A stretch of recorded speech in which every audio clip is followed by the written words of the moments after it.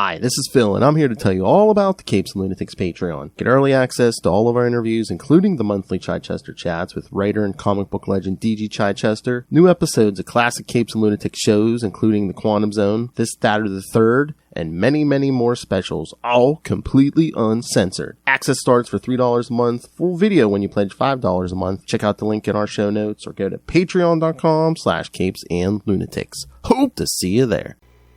Hi everyone, this is Phil. What you're about to hear is parts of a Batman The Long Halloween special that Lilith, Tyler, and I did back in 2016. For those of you who don't know, Batman The Long Halloween took place it was 13 issues. It took place from one Halloween to the next, and each issue every month was a different month. So there was basically a year-long special we did. We decided to dust it off and get it out to you this year as a Halloween, all October Halloween special. So we condensed the 13 episodes down to 5 weeks. So yeah, you'll hear 2 to 3 parts depending on the week all month. So what you're about to hear took place over the span of a year, so you'll hear it all this month in October as another Batman special. So you'll get your regular We Are the Night, the Batman podcast, and you'll get a Batman special all month. You're welcome, Ray. Alright, so sit back, relax, and let's get to some Batman The Long Halloween.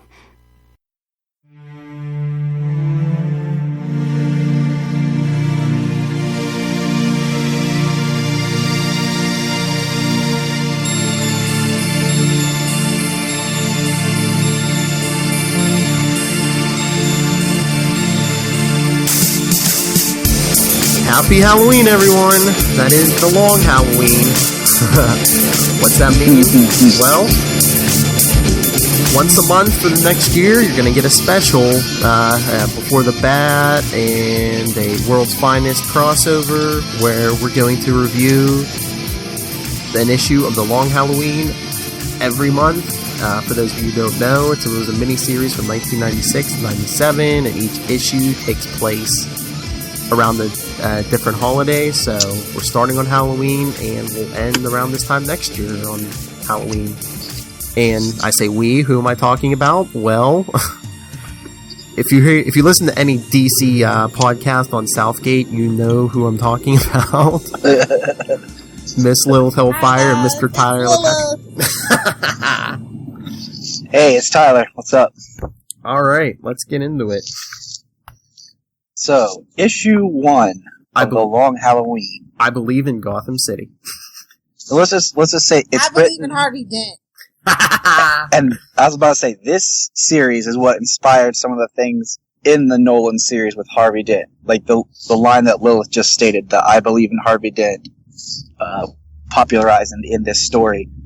And it's written by the great Jeff Loeb. Mm-hmm. So I'm just going to throw that out there. Oh yeah, Don't forget Tim Sale. You can't leave him out in the cold like that with the art. Oh, we were gonna get there.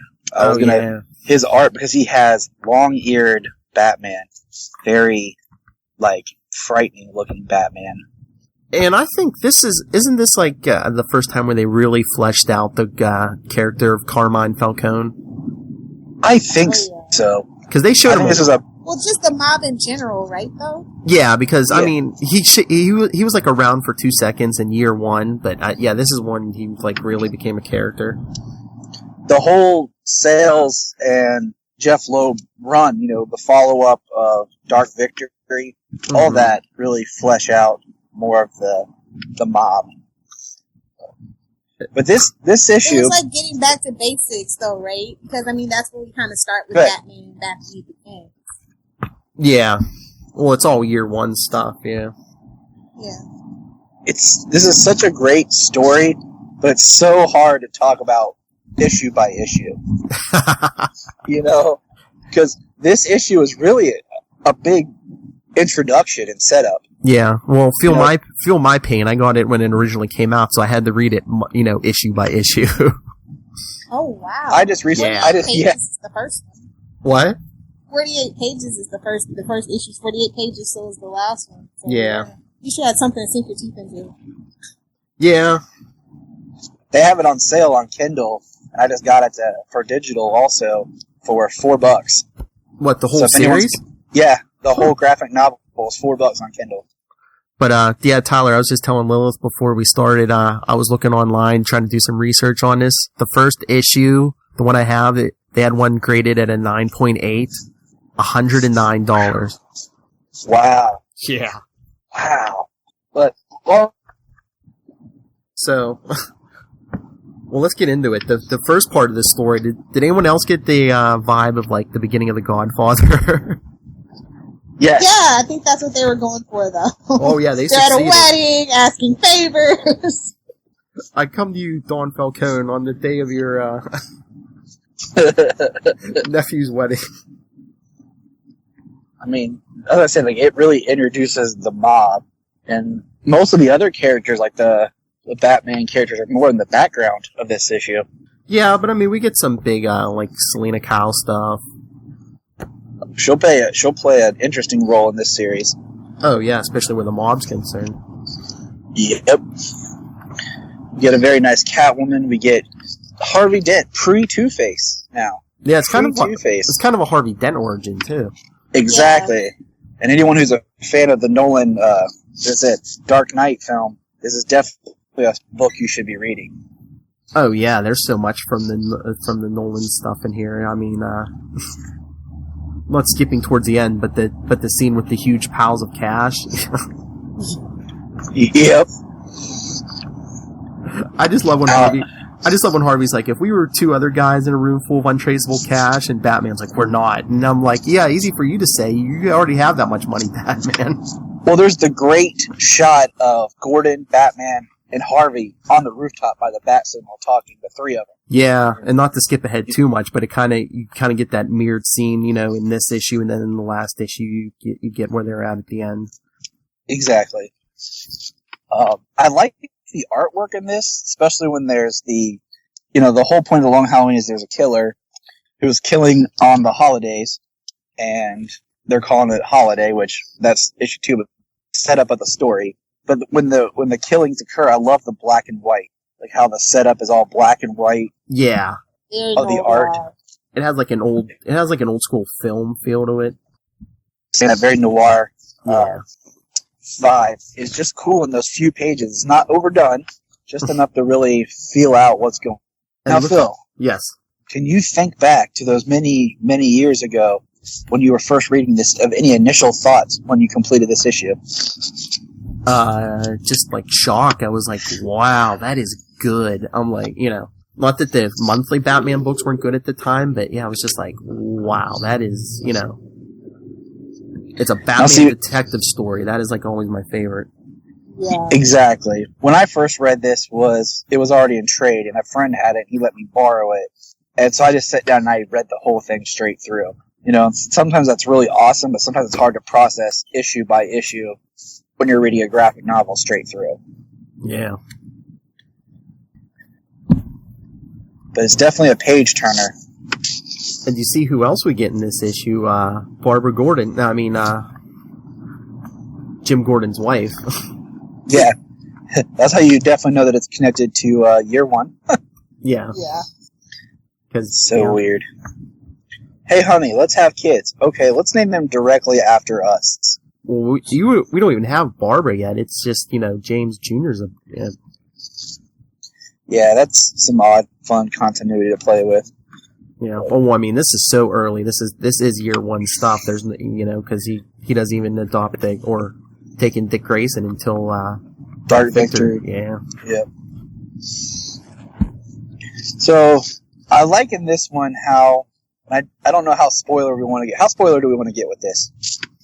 I don't know. That's what I was thinking. Do we want to go do spoilers, or do we want to play this like it's being released every month?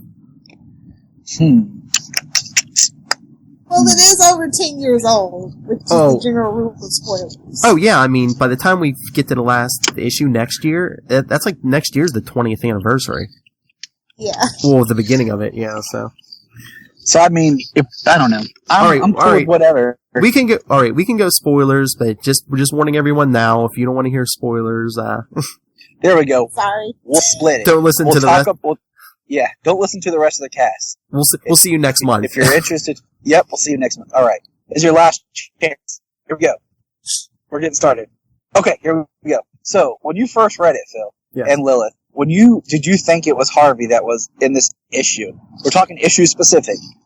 Was doing with the way they set up the panels? No, I didn't. No. Had no clue this was a Two-Face origin story. See, I was not sure, because I was like, that kind of, because you see him working on stuff in his shop, in his basement, and then you see, like, the gun being worked on in, like, the next panel, and I was like, it's kind of too on the nose for me. Yeah, that was kind of my thought, too. I think it was just, I'm like, you know what, they're trying to lead you too much to it's Harvey, so probably not. I'm like, and he's going to be Two-Face anyway, so he's probably not the holiday killer. Yeah, but I mean, like, when I started, I still wasn't sure where the story was going to go, if it was going to be, Two-Face origin, or if it was just going to be Harvey Dent. I was trying to immerse myself in this particular world of the story. Mm-hmm.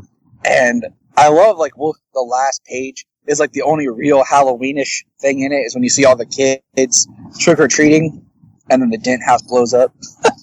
That's a lot. Like, kids outside running around trick-or-treating, and boom. Yeah, but that's, like, the only thing I don't like about prequels is, like, Harvey then survives that. Right. Like I said, I feel like this issue so much is build up to where we're going. Mm-hmm. Oh, yeah, it's world building, yeah. It starts on Halloween, but this, like, as we get to the other issues, the holiday killer gets more into the holiday that it's part of. Oh, yeah. And everything, and we'll get there, but this one, that last picture is the only thing that's really Halloweenish in it. But Batman's always good for Halloween. Why has this not been made into a DC movie? That's what I was thinking, like, an hour ago. I'm like, they might have to make it a little longer, make it 2 parts, but they could even do it animated. That's what I'm saying. The animated films, like, I really liked when they were adapting graphic novels more, like when they did New Frontier and, of course, Dark Knight Returns. I really think they could do this one. I mean, not that they couldn't do it live action, because, I mean, you wouldn't need, like, a lot of special effects, gunshots, explosions. Yeah, I think it's a harder sell. Yeah. But I don't know, like, we'll save that, but just this story in particular, I'd love to see this as an animated DC film. Oh, yeah. Like, let's bring back, I mean, they're adapting The Killing Joke now. Let's bring back the more adapting of the graphic novels. Kevin Conroy Batman. I want Kevin Conroy to voice Batman until he passes record every word in the English language into a computer, so then they can just assemble lines of dialogue. Yes, that's what I was going to say. Yes. Oh, yeah. You think so after he passes, he can continue. We can set up the Kevin Conroy Foundation, a charity, and the money that would be paid to him for his services will just go to the charity for poor children. There you go. Pat has it all figured out. I'm sure Mr. Conroy would be on board with that. That's what Batman does, is help people. Yeah, but I was going to say, but even if they had, like a Batman TV show, which they never will, like, full with Batman, in the costume, I mean, the 13 issues of Long Halloween could be the first season.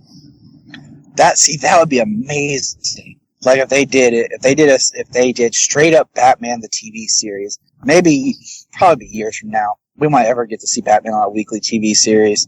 I would love for it to be, like, on FX, so they can actually have a budget and they can actually make it grittier, but not too much. But, I mean, tell me the ratings wouldn't be through the roof if they did a Batman show and it was this. Oh, the first season just being, like, each season being a huge arc, like 13-episode arc, and the first season just being Batman, the Long Halloween. It would be amazing. If you can't tell everyone, we really like this story. Yeah, it's like one of those things, like, we're rolling on the first book, so we can't say too much, except if you don't have it, go to your local shop and pick it up, or jump on Kindle. I bought it twice. Once for myself, and once for my wife. You won't share? No, I share. Just she buys stuff on her Kindle, so on her app, and I buy stuff on my app all the time. So that way she could download it to her devices, and I could to mine. Yeah. That way we can both read it constantly together. Because my wife is cool. Oh, wife pandering, isn't that lovely?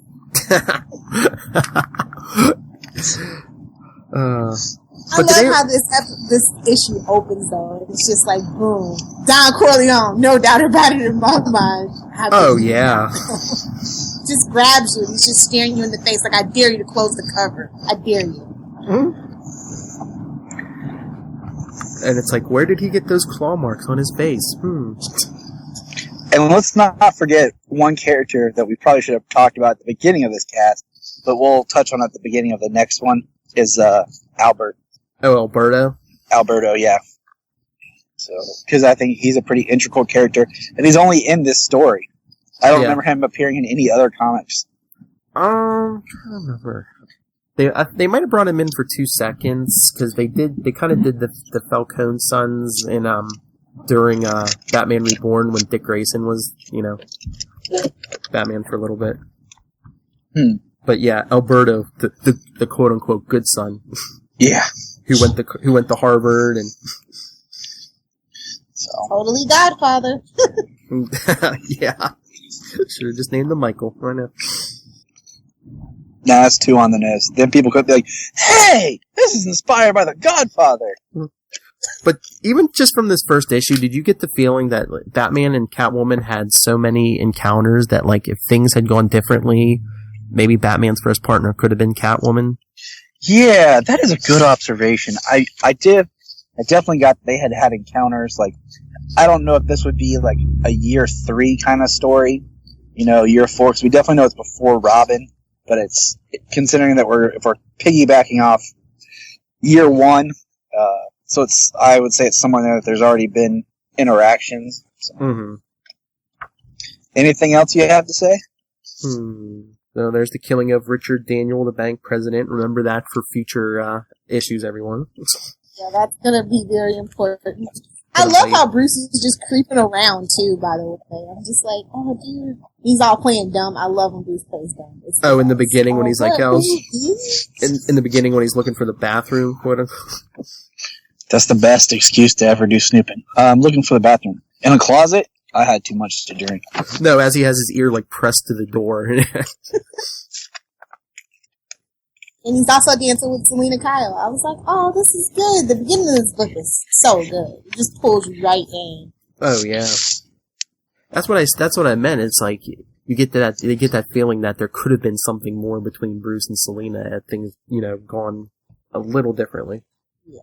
One of my favorite panels is when the first, like, quote-unquote murder kind of happens, and they're walking out of the movie, How to Succeed in Business Without Really Trying. Oh, yeah. Love it. I hate to disagree with you, but I think the best panel in this book is when Batman's standing in front of the bat signal, where he says, gentlemen. That is a great panel. That's what we need to do. Each issue, we need to pick out our favorite panel of each issue. Because, I would hang that as a poster on my wall as him standing in front of the bat signal after he snuck up on Gordon and Dent. He does that a lot. Oh, the Gordon, definitely. And I just love, like, Gordon's, like, about to introduce them, and he figures out they've met, because Batman just, like, Dent, and Harvey goes, bats? Oh, yeah. I agree. That's all I got to say for this episode. I'm probably... I was going to say, it's only one issue, so, yeah. That's what I'm saying, like, it's going to be difficult to just want to talk about it piece by piece. Yeah. Well, like I said, I don't want this to be long, but just, I would have wanted to do something small for every holiday. I'm game, so... See you at Thanksgiving? Yeah. Lilith, final thoughts? Yeah, great way to start off a year-long series. Definitely gonna be interested and intrigued the whole way. All right. If you want to let us know your thoughts on this, you can of course email us any questions, your comments on Long Halloween, because maybe we'll do that. If people, you can email us your, like when we do issue 2, if we get an email on thoughts on issue 1, we'll do that. Just email us at the world's finest email, worldsfinestpod@gmail.com. Sounds good. Or tweet brief thoughts to @WorldFinestPod. That's right. So, I guess for all of us, have a happy Halloween, and we'll see you at Thanksgiving, where you'll get more than turkey. Good night. Be safe.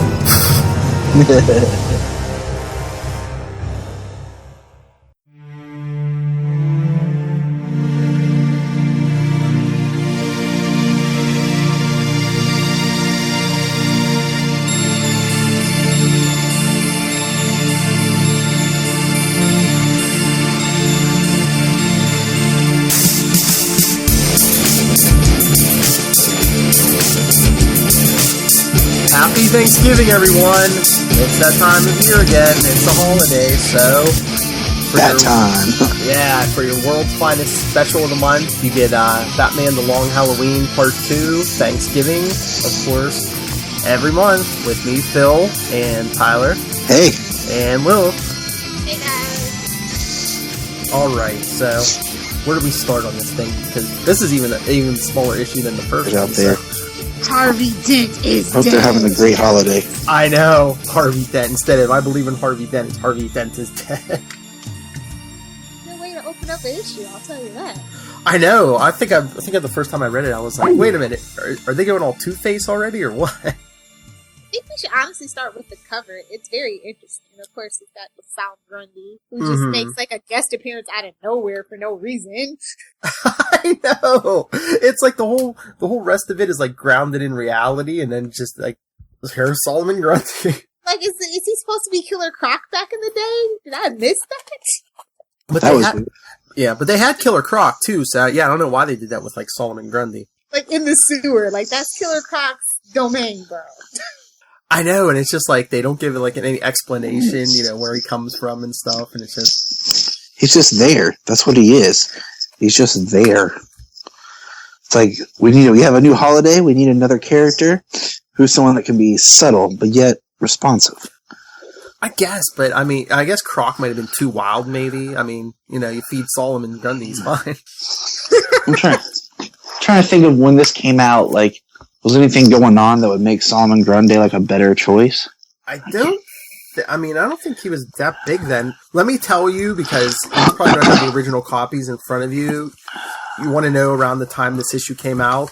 Yeah. There is an ad in here for the movie Independence Day.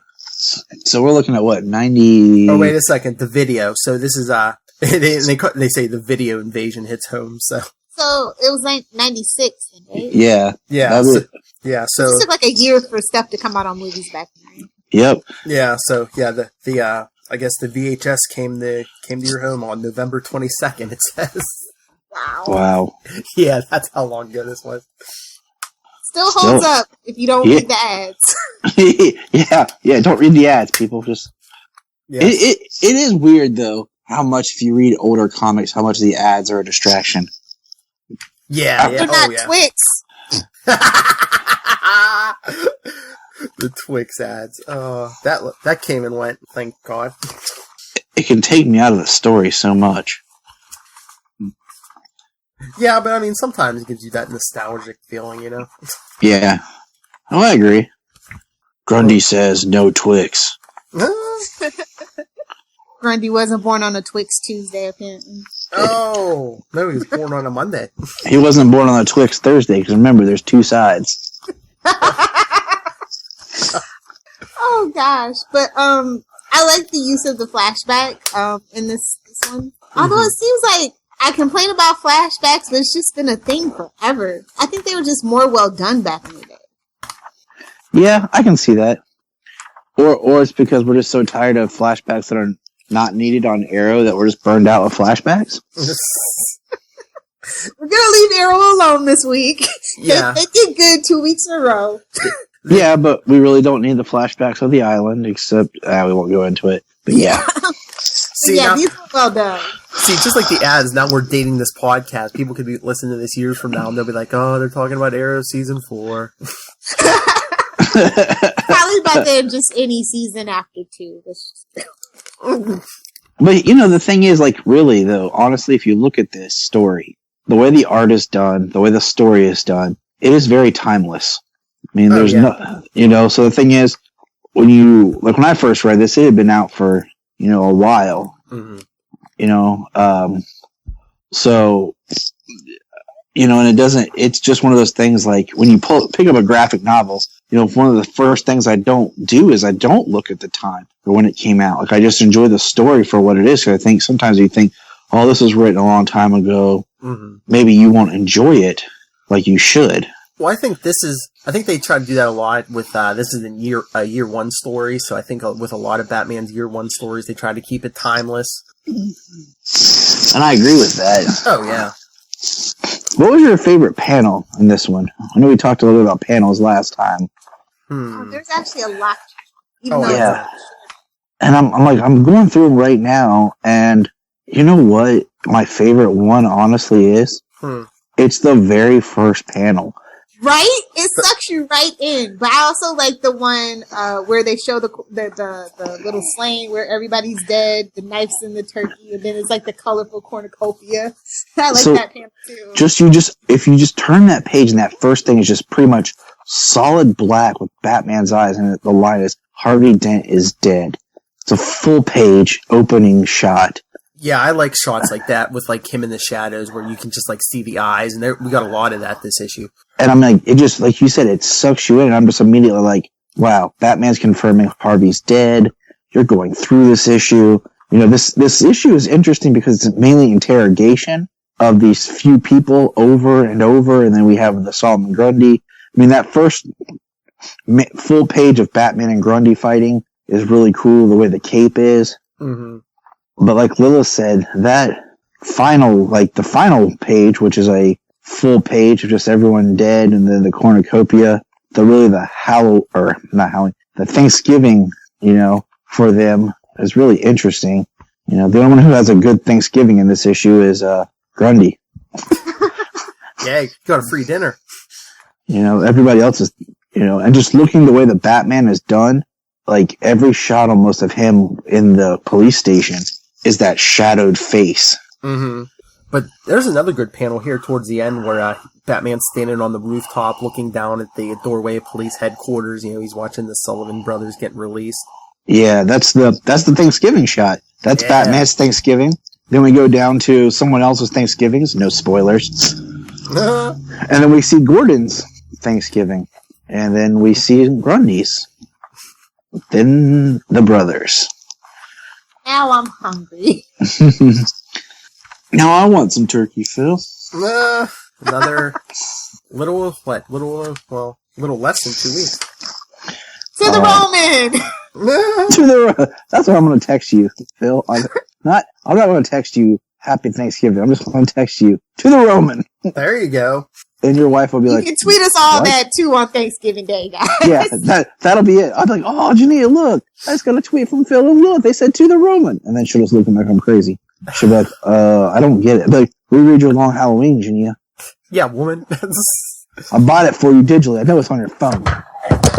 But I love these old school Batman stories where, like, he was actually the scary figure that, scared the criminals because, it's year one, they still don't know who what he is. And when he went and cornered Mickey in his hotel room, Mickey, like, dives out of it. It has to be at least a second story window head first to get away from Batman. Well, they don't know, like, his thing, but they don't know his set of rules. They don't know what he'll do. Oh, yeah. He does have that, like you said, that very sinister, evil sphere look to him. And why are they questioning the Sullivan brothers? Because they're suspects in the quote-unquote death of Harvey Dent. What's funny, though, is like that. I think why I like the Long Halloween because they showcase detective skills. I mean, he figured it out from a freaking nail. Yes. He traced the nail through the serial number to the hardware store, which was 2 blocks away from Mickey's hotel room. Exactly. And that is what we call the Batman. Is that what we're missing? Did he call Barry? I feel like he called Barry. He really didn't. It depends how they wrote it. Did he even know Barry yet? Exactly, he did. Is that what we're missing, like, in the modern New 52? Well, first Bruce Wayne, but even when Bruce Wayne's Batman, the detective stuff? I think it all depends on who's writing it. There's so much Batman, different titles. I was going to say, like, that's what we're missing more and more from the film series is more of the detective style of Batman. We got a little bit of that in The Dark Knight, but I really feel like it's one of the things that with the reboot of the character that I'd like to see at some point is Batman back to being a little bit more of the detective. And I think it's a little bit. It's the tagline on World's Greatest Detective. Like we need that tagline, like big as hell. Yeah, on Detective Comics. That's the next Batman movie, not The Batman. It's Batman Detective. Oh, I know they won't do this, but I would love if they showcase some of his detective skills in Batman v Superman. So just that at some point he just walks up to Superman and he's like, "Hello, Mr. Kent." You know, like he figured it out. We need that. We need that scene. That's what I'm saying. Like, that's what we need. We need to see Batman as the detective. We need to see him. You know, and then Superman tries to look under his cowl with his X-ray vision, and it's all lead lines and stuff. Yeah. Just do it like in the animated one where he's like, "You peaked." Oh yeah, well, Superman peaked first, and so then he followed Superman home. Exactly. So what do we think of Mickey? How did you like that twist? Which Mickey? Mouse. The one that was Dent in disguise. Mickey Mouse. I love the fact that, like, the first time I read this, I was just like, man. And then all of a sudden, like, I wish they would have set this up just a little bit different, panel-wise. Because I would have liked to have turned the page and it been the first panel, the second panel, like, and then I turn the page again and it's the reveal. I don't like how when I turn the page from the interview to boom, oh, wait, what? Like, it's right there. Like, you can't miss it. So, like, it catches your eye. So then you have to read it. And you're like, oh, okay. The twist. It's like a M. Night Shyamalan movie. Yeah, but I mean, it was a year one story, so you knew Harvey Dent wasn't dead, but it was like, you know, was he Two-Face already, or what? Yeah, I mean, you didn't know he was Mickey. You didn't know if or when he would reappear in this story. Mm-hmm. You just kind of had to wait, but the fact that he is Mickey was like, wow. So, who's your favorite character in this issue? Grundy, because he got a good meal.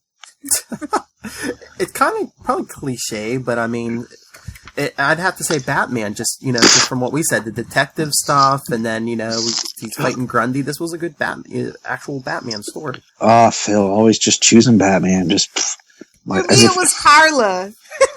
I just love those panels where she just lays into freaking Carmine. It's great.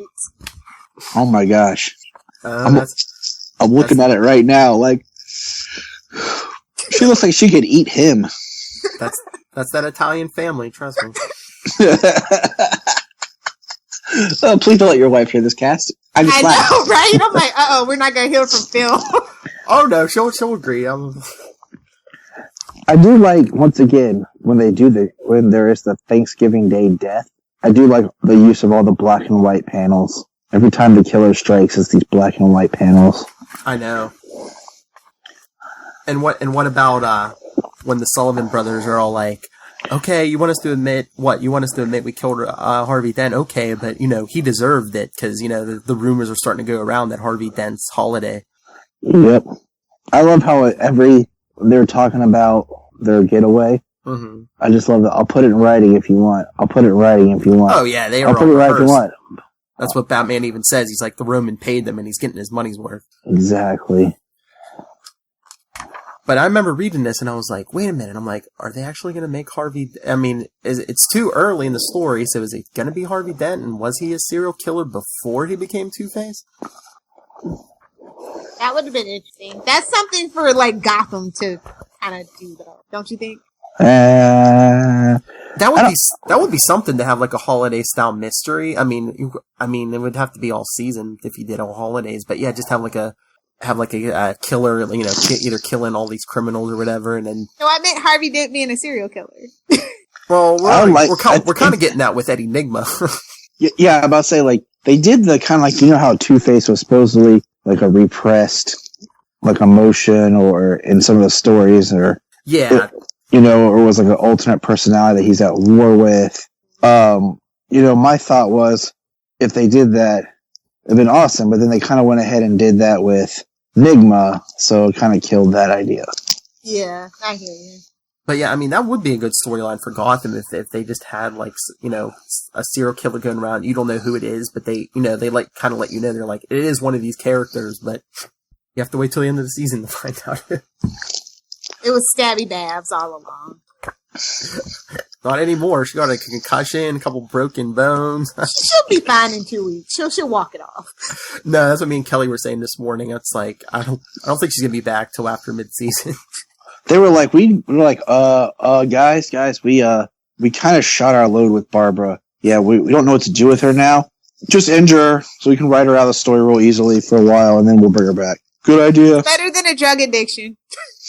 I saw her plummeting from that window, and I was like, wait, who wrote this episode, Tyler? I did, Phil. And then they rewrote my ending. Originally, she went out the window, and there were wrought iron spikes, and she fell on them. And with this season of Gotham, I wouldn't be surprised. And Jim just looked down at her and was like, wow. She landed on a stiletto heel. I can't believe how short this issue was, though. Like, you give me this good, long, hearty introduction, and the next issue, it's just like, okay, you're gonna leave me wanting for more, just shut up and take my money for the next issue. I wonder, is it so much that this issue is short, or just the first one was such a long intro, that this one feels a lot shorter? Well, yeah, you got that big bookends, and, some pages are, but, some pages there's little or no dialogue, too, so I think, Exactly. It's a Jeff Loeb story. Exactly. So, that first page is just one that big splash page, and all it says is Harvey Dent is dead. Well, it's like, that's how they started with the splash, they end it with a splash. Yeah, I was gonna say, and then when the killer always strikes, it's like little or no dialogue. Usually no dialogue, I don't think. And we're getting to holiday. Dum dum dum. Is it Harvey Dent? It's Batman. It's Alfred. Yeah, it's always Alfred. Nobody expects the butler to do it. No, actually they do, with the candlestick in the library. Why is there not Batman Clue? Why? There has to be. Why is there not Batman Clue? I'm looking that up right now. They have to get that. I mean, come on, there's Clue, everything else. Why is there not Batman Clue? I'm gonna look this up. And for a fictional detective, they should have that. I mean, come on. It has to have been done, dude. It has to have. It Alfred probably is alone. Batman. I guarantee you. And if it hasn't, DC, get on that and pay us our royalties. Thank you. Just send me the free set. I'll call it. I'll be square. I'm about to see. There's. Oh my god! If they actually had that and we could all buy it, I'd be like, let's do a podcast where one night we just we do it over Skype and just do a Google Hangout. You can even turn the camera on. Yeah, I like this idea. Okay. I have Batman Monopoly. Don't want Batman Monopoly. I have a Batman trivia game. We don't have time for Batman Monopoly. Yeah, I have a Batman trivia game. We could always do that one day. All right, guys. I'm looking through here. We need to hit the Twitter feed and just start tweeting the crap out of the idea of Batman Clue. Well, who would we have to go to? DC or Warner Brothers or Milton Bradley? Oh, I'm just gonna everybody, just tag them all. Well, I'm sitting here, I'm looking at, Big Bang Theory, Office, Serenity. I bought my mother-in-law Supernatural Clue last year. I have that too, don't you? I was gonna say, I'm sure Lilith has that. It's sweet. But I'm looking there's all these other variations. There's other Batman, Family Guy Clue. For real, Breaking Bad Clue? What the heck? There's Batman the Game and all these different Batman monopolies, but Dungeons and Dragons Clue? Come on, man. Mm-hmm. So that is our mission, to tweet constantly about Batman Clue. It just makes sense. The Butler, Alfred, come on. It writes itself.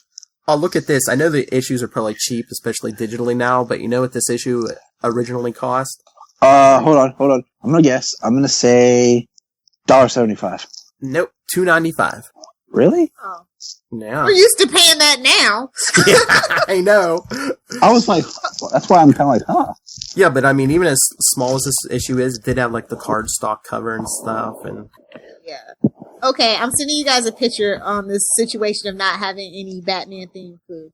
oh no, did you create a meme already? I'm going to Milton Bradley's website. But yeah, we definitely have to hit them up on Twitter and stuff, especially once this episode hits. Definitely. So, what would you guys give this as a grade? Out of what? Well, I can't remember what our scale was. How many batarangs, man? How many batarangs? We want to do out of 5? Is that what we Yeah, did? that'll work. Okay. I'd give it a 4. Yeah, I'd have to go with that. I'm bouncing between 4 and 4.5, but yeah, I'd say it's at least a solid 4. Yeah, I was going with a 4 1/4, so all lines up. That's pretty unique. Yeah, got good art, got it's a Batman detective story. Got a good twist. Got a little bit of fight in there with Grundy, so. And Batman seems remorseful about it. Like, that was just really, like, I think when I first read that, it's what shocked me the most about this particular issue. Oh, yeah. I mean, he's just like, Grundy's an innocent who got in the way, but. Exactly. So, any more thoughts on this? Don't pick it up if you don't have it. Exactly. Join the conversation. If you get this, if you read this, tweet us, discuss it. Let's talk about it. That's right. But send us your thoughts on this issue or, issue 1 or anything you want us to discuss in the next, 10 issues? 11? You can email us, worldsfinestpod@gmail.com. On Facebook, we're World's Finest Podcast. And on Twitter, we're @worldsfinestpod. Yep. And you can always hit me up, anything DC or Marvel, nightwingpdp@gmail.com. And on Twitter, I'm @nightwingpdp. And Lilith? Oh, you guys can find me on Twitter @LilithHellfire. If you have a Tumblr, feel free to add me and I will follow back. It's lilithhellfire.tumblr.com. I also have a website. You guessed it, lilithhellfire.com. And if you need any DC-related news, please feel free to check out the sister show Two Worlds Finest, Channel 52, where we do all the news breakdowns for you guys on a weekly basis. Tyler? All right. Well, if you want to talk to me, you can find me on Twitter @JTYPatrick. And you can find me on the other shows, such as Flash Arrow Power, The Krypton Report, and you might see me, on TV pestering the Parker Brothers Company here to get my Clue game made. So, I'm about to start a petition. And since it's a Batman podcast, you're on Before the Bat, too, remember that? Before the Bat. What's that one? Oh, yeah, that's the one that Phil and I met. Yeah, I remember that, Phil, Before the Bat. All right, is that it? Definitely. That is it. Oh, Happy Thanksgiving. Oh yeah, gobble gobble. But do you want to mention the thing for all new Marvel Finest Roundup or whatever? Oh yes, we're doing a crossover with my DC World's Finest and Marvel Roundup podcast, where it's going to be Marvel versus DC, Lilith versus Charlie, and it's probably like 5 or 7 debates. Which character can beat who, which universe is who has the better cinematic universe, stuff like that. If you have any thoughts or ideas about that, you can email us at any of the get a hold of us in any of the, aforementioned ways. Yes. All right. Is that it? That is it. All I know is I can't wait to hear all these discussions because it's going to be something. Oh, yes, it is. All right. Well, to all of you out there, have a happy Thanksgiving. Don't eat too much. And we will see you at Christmas time for issue 3 of the Long Halloween. Until then.